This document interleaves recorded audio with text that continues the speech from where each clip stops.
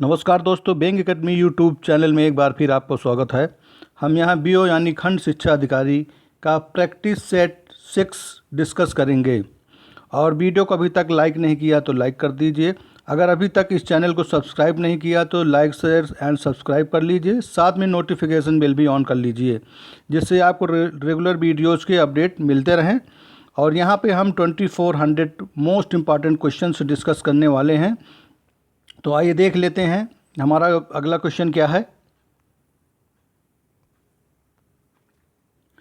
सूची फर्स्ट और सूची सेकंड को सुमेलित कीजिए और सूचियों के नीचे दिए हुए कूट का प्रयोग करते हुए सही उत्तर का चयन कीजिए। सूची फर्स्ट, सूची सेकंड में गुप्त वंश और इसके आगे दे रखा है बादामी, चंदेल, पनमैले, चालुक्य, खजुराहो और पल्लव, देवगढ़। इनको सुमेलित करना है। तो यहाँ बताना कि हमारा कौन सा ऑप्शन सही हो जाएगा। तो यहाँ हमारा ऑप्शन सही हो जाएगा ए। इसका हमारा ऑप्शन सही हो जाएगा ए। ये हमारा यहाँ ऑप्शन सही हो जाएगा। इससे तो यहाँ पे जो ए में गुप्त वंश दे रखा है तो ए का 4 हो जाएगा, गुप्त वंश का देवगढ़ हो जाएगा, और बी का हो जाएगा 3 खजुराहो, और सी का हो जाएगा चालुक्य, बादामी, और पल्लो का हो जाएगा पनमैले। तो आइए नेक्स्ट क्वेश्चन की तरफ चलते हैं। यहाँ पे भी अगले क्वेश्चन में सूची फर्स्ट, जो कि इसमें सूची फर्स्ट में प्राचीन स्थल दिए गए हुए और सूची सेकंड में उनकी पुरातात्विक खोज की गई है के साथ सुमेलित कीजिए और सूचियों के नीचे दिए गए कूट का प्रयोग कर सही उत्तर चुनिए। सूची फर्स्ट में प्राचीन स्थल हैं, जैसे एक लोथल हुआ, और इसके आगे जो दे रखा है जुता हुआ खेत, कालीबंगा के आगे गोदीवाड़ा दे रखा है, और इसमें जो है आगे बताया गया है सी धौलावीरा के आगे पक्की मिट्टी की बनी हुई हल्की प्रतिकृति दी गई हुई है, और बनमाली हड़प्पन लिपि के बड़े आकार के 10 चिन्हों वाला एक शिलालेख है। तो इसमें क्या है, हमको सुमेलित करना है। तो यहाँ हमारा ऑप्शन सही हो जाएगा बी हमारा ऑप्शन सही हो जाएगा। कौन सा ऑप्शन? बी सही हो जाएगा। इससे जो सुमेलित हो जाएगा बी ऑप्शन। और जो हड़प्पा सभ्यता के स्थलों में खंबात की खाड़ी के निकट स्थित जो लोथल से गोदीवाड़ा के साक्ष्य मिले हैं। कहाँ से साक्ष्य मिले हैं? लोथल से गोदीवाड़ा के साक्ष्य मिले हैं। और राजस्थान के हनुमानगढ़ जिले में घग्गर नदी के किनारे स्थित कालीबंगा से जुते हुए खेत के साक्ष्य मिले हैं। कालीबंगा से क्या मिले हैं? ये घग्गर नदी के किनारे स्थित है, यहाँ से जुते हुए खेत के साक्ष्य मिले हैं। और जो गुजरात में धौलावीरा है से हड़प्पा लिपि के बड़े आकार के 10 चिन्हों वाला एक शिलालेख मिला है। और हरियाणा के फतेहाबाद जिले में स्थित बनवाली से पक्की मिट्टी की बनी हुई हल्की प्रतिकृति मिली हुई है। तो इसलिए हमारा यहाँ ऑप्शन बी सही हो जाएगा। चंद्रयान 2 के प्रक्षेपण में किस उपग्रह का प्रक्षेपण यान का प्रयोग किया गया था?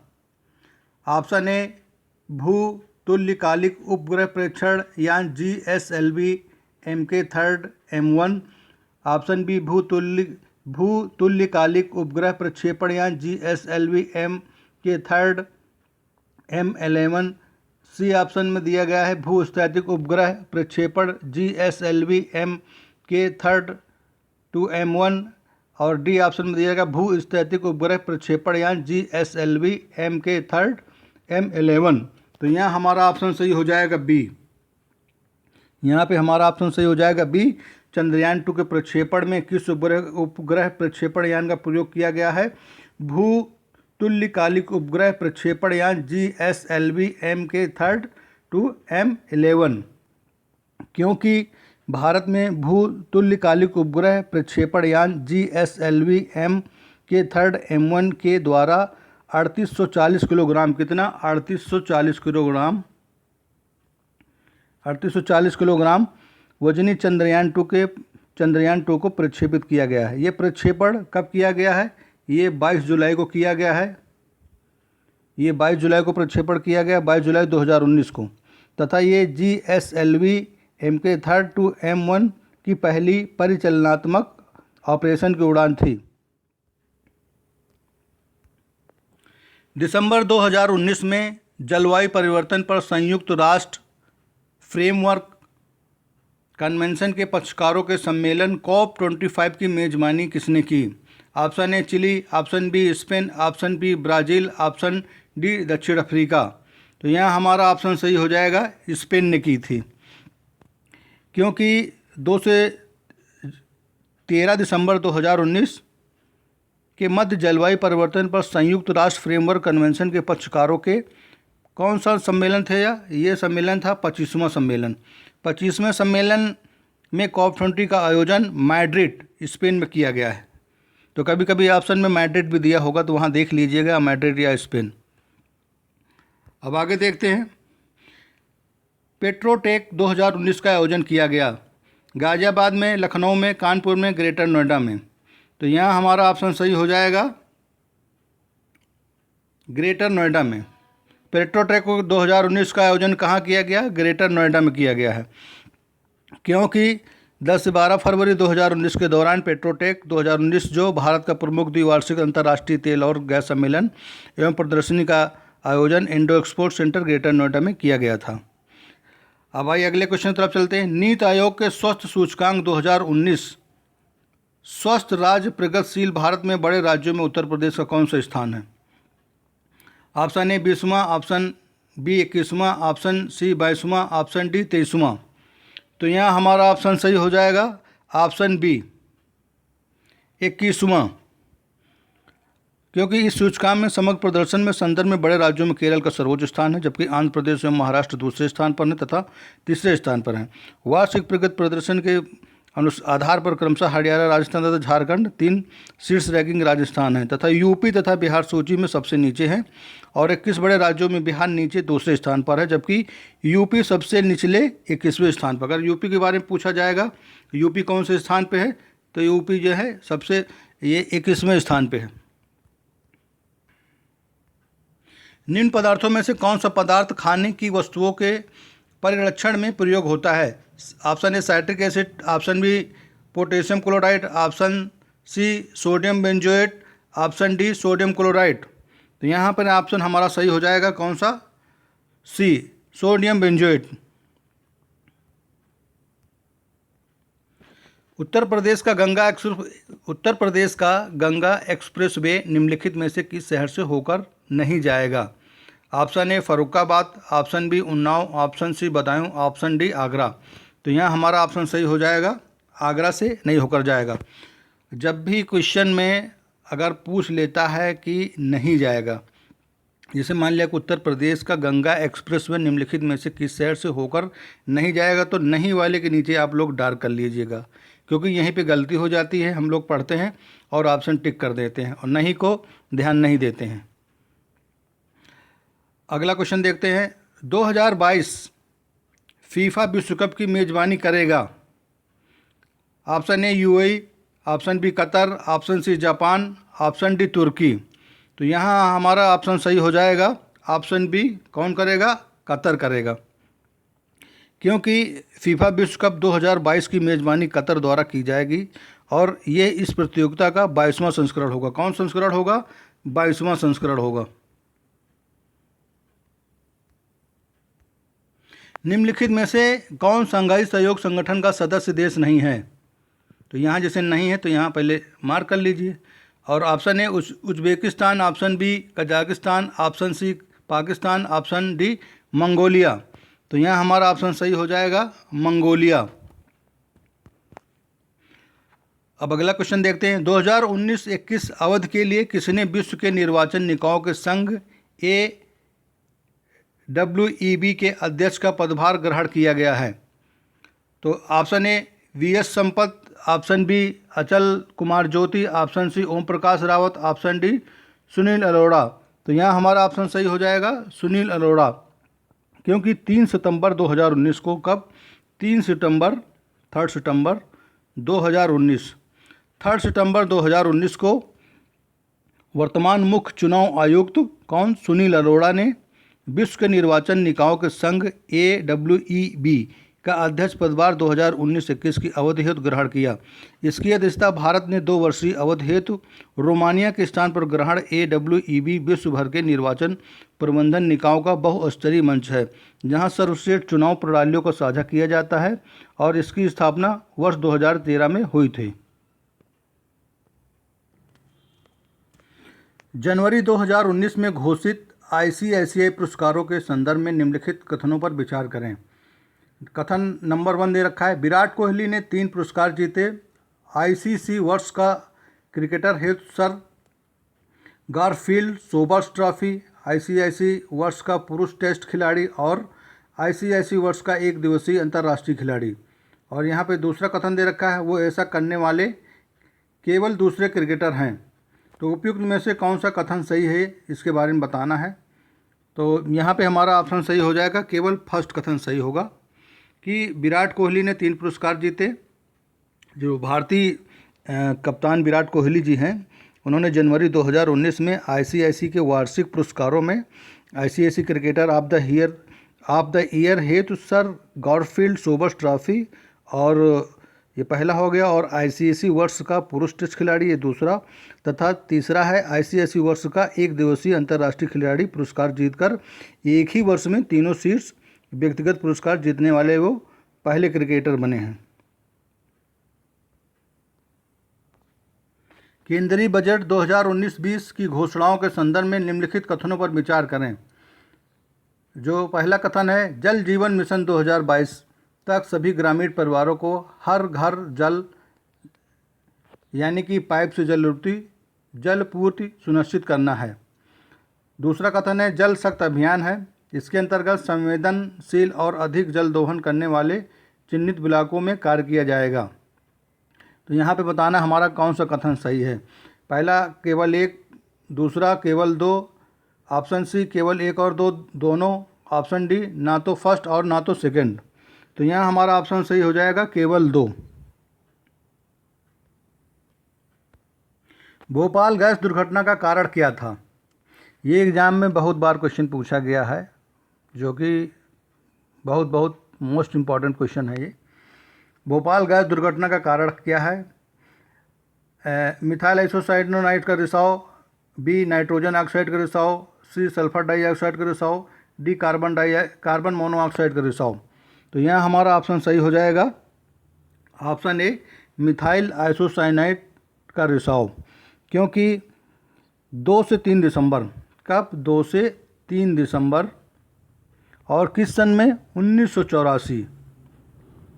2 से 3 दिसंबर 1984 की मध्य रात में भोपाल यानी कि मध्य प्रदेश में स्थित यूनियन कार्बाइड प्लांट से मिथाइल आइसोसाइनाइड, जिसको मिक भी बोलते हैं, और नामक जहरीली गैस के रिसाव से व्यापक जनहानि हुई। इस आपदा से अनुमानतः 4000 से अधिक लोगों के गाल में समा गए, मतलब कि जो भी है दुर्घटना में लोग मर गए, जबकि हजारों लोग गंभीर रूप से घायल हुए। पारिस्थितिकी दृष्टिकोण से पूर्वी घाटों और पश्चिमी घाटों के बीच एक अच्छा संपर्क होने के रूप में निम्नलिखित में से किसका महत्व अधिक है? ए, सत्यमंगलम बाघ आरक्षित क्षेत्र यानी कि Sathyamangalam tiger reserve, option B Nalla Malladan, option C Nagarhole राष्ट्रीय उद्यान, ऑप्शन डी शेषाचलम जीवमंडल आरक्षित क्षेत्र यानी कि सोचालम बायोस्फीयर रिजर्व। तो यहाँ पे हमको बताना है कौन सा सही होगा। तो यहाँ हमारा ऑप्शन सही हो जाएगा ए। पारिस्थितिकी दृष्टिकोण से पूर्वी घाटों और पश्चिमी घाटों के बीच एक अच्छा संपर्क होने के रूप में निम्नलिखित में से किसका महत्व अधिक है? तो ऑप्शन यहाँ हमारा ए सही हो जाएगा, सत्यमंगलम बाघ आरक्षित क्षेत्र, सत्यमंगलम टाइगर रिजर्व। क्योंकि सत्यमंगलम बाघ आरक्षित क्षेत्र, जो कि सत्यमंगलम टाइगर रिजर्व के नाम से जाना जाता है, पूर्वी घाटों एवं पश्चिमी घाटों के मिलन स्थल पर स्थित है। यहाँ बाघ के अलावा इस टाइगर रिजर्व में हाथी भी पाए जाते हैं, लकड़बग्घा, तेंदुआ इत्यादि पाए जाते हैं। ये तमिलनाडु का सबसे बड़ा वन्य जीव अभयारण्य है। तो इसको ध्यान रखना कि जैसे क्वेश्चन में पूछ लिया जाएगा कि तमिलनाडु का सबसे बड़ा वन्य जीव अभयारण्य कौन सा है, तो ये सत्यमंगलम बाघ आरक्षित क्षेत्र, जिसको बोलते हैं सत्यमंगलम टाइगर रिजर्व। भारत में उपयुक्त पारिस्थितिकी संतुलन बनाए रखने के लिए वनाच्छादन हेतु न्यूनतम संशुष्ट भूमि क्षेत्र है? Option A 25%, option B 33%, option C 43%, option D 53%। तो यहाँ हमारा ऑप्शन सही हो जाएगा बी 33%, क्योंकि जो राष्ट्रीय वन नीति यानी कि नेशनल फॉरेस्ट पॉलिसी के अनुसार देश के कुल क्षेत्रफल में कम से कम 1/3 यानी कि 1/3 33%, कितना 33%, 33% भाग पर वन होने आवश्यक हैं ताकि पारिस्थितिकी संतुलन बनाए रखा जा सके। और जो पहाड़ी और पर्वतीय क्षेत्र में ये निर्धारण 2/3 है, वहाँ पे क्या कितने होने चाहिए 2/3, ताकि अपरदन और भूस्खलन को रोका जा सके। अब भाई अगला क्वेश्चन देखते हैं। भारत की जलवायु परिवर्तन पर प्रथम राष्ट्रीय कार्य योजना प्रकाशित हुई? ऑप्शन ए 2008 में, ऑप्शन बी 2012 में, ऑप्शन सी 2014 में, ऑप्शन डी 2015 में। तो यहाँ हमारा ऑप्शन सही हो जाएगा ऑप्शन ए 2008 में, क्योंकि जून 2008 में तत्कालीन जो माननीय प्रधानमंत्री मनमोहन सिंह के जलवायु परिवर्तन पर भारत की प्रथम राष्ट्रीय कार्य योजना को जारी किया गया था। और अगला क्वेश्चन है, भारत का प्रथम नेशनल सेंटर और मरीन बायोडाइवर्सिटी यानी कि NCMB किस शहर में स्थित है? भावनगर में, बी जामनगर में, ऑप्शन सी मुंबई में, ऑप्शन डी पुडुचेरी में। तो यहाँ हमारा ऑप्शन सही हो जाएगा बी। कहाँ पे स्थित है?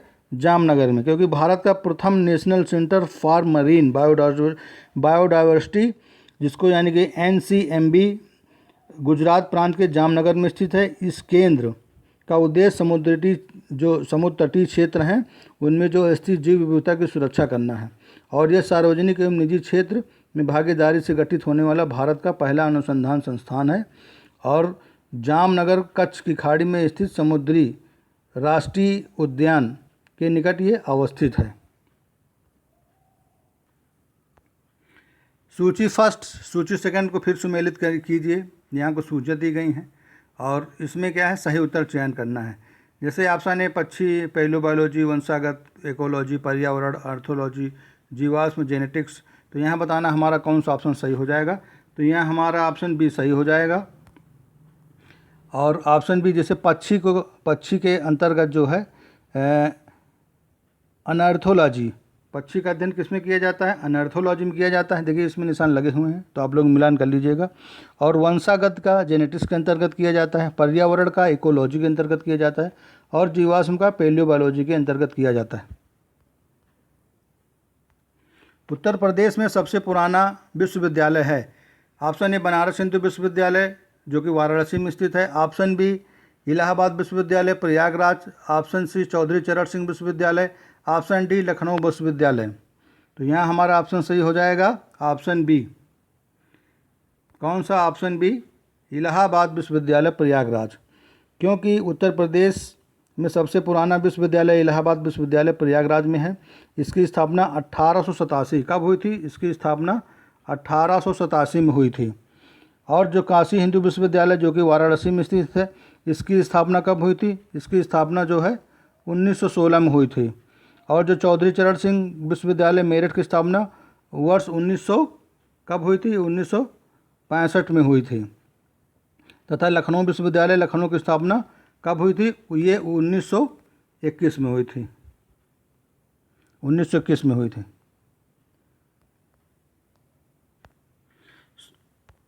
सूची फर्स्ट और सूची सेकंड को मिलान कीजिए तथा जो कूट सही है उसका उत्तर चुनिए। तो यहाँ पे जो जैसे माघ मेला कहाँ लगता है और झूला मेला कहाँ लगता है, पशु मेला कहाँ लगता है, देवा मेला कहाँ लगता है, तो इसमें ऑप्शन चूज करके बताना है कौन सा कोड सही है। तो यहाँ हमारा ऑप्शन सही हो जाएगा पहला ऑप्शन सही हो जाएगा, जो कि माघ मेला जो है इलाहाबाद में लगता है जिसको प्रयागराज बोलते हैं। झूला मेला वृंदावन में लगता है और पशु मेला बटेश्वर में लगता है। देवा मेला बाराबंकी में लगता है। कार्तिक एक लोक नृत्य है, बुंदेलखंड का, अवध का, पूर्वांचल का, रोहिलखंड का। तो यहाँ हमारा ऑप्शन सही हो जाएगा किसका? ये बुंदेलखंड का है। और अगला क्वेश्चन देखते हैं, उत्तर प्रदेश में आंवले का सर्वाधिक उत्पादन करने वाला जिला कौन सा है? रायबरेली, प्रतापगढ़, फैजाबाद, इलाहाबाद। तो यहाँ हमारा ऑप्शन सही हो जाएगा बी प्रतापगढ़। और उत्तर प्रदेश की सीमा रेखा भारत के कितने राज्यों से और केंद्र शासित राज्यों से मिलती है? तो यहाँ हमारा ऑप्शन सही हो जाएगा। जैसे option A 6, option B 7, option C 8, option D 9। तो यहाँ हमारा ऑप्शन सही हो जाएगा 9। उत्तर प्रदेश की सीमा रेखा भारत के कितने राज्यों से या केंद्र शासित प्रदेशों से होकर मिलती है? तो ये 9 राज्यों से मिलकर होती है, क्योंकि उत्तर प्रदेश की सीमा 9 राज्यों केंद्र शासित प्रदेशों जिसमें 8 राज्य कितने 8 राज्य हैं प्लस 1 जो है केंद्र शासित प्रदेश को स्पर्श करती है। प्रदेश की सीमा हिमाचल प्रदेश, हरियाणा, राजस्थान, मध्य प्रदेश, झारखंड, छत्तीसगढ़, बिहार, उत्तराखंड तथा केंद्र शासित प्रदेश है दिल्ली को स्पर्श करती है। तो आज का वीडियो यहीं समाप्त करते हैं। आप लोग ऐसे वीडियो देखते रहिए। वीडियो देखने के लिए बहुत बहुत धन्यवाद।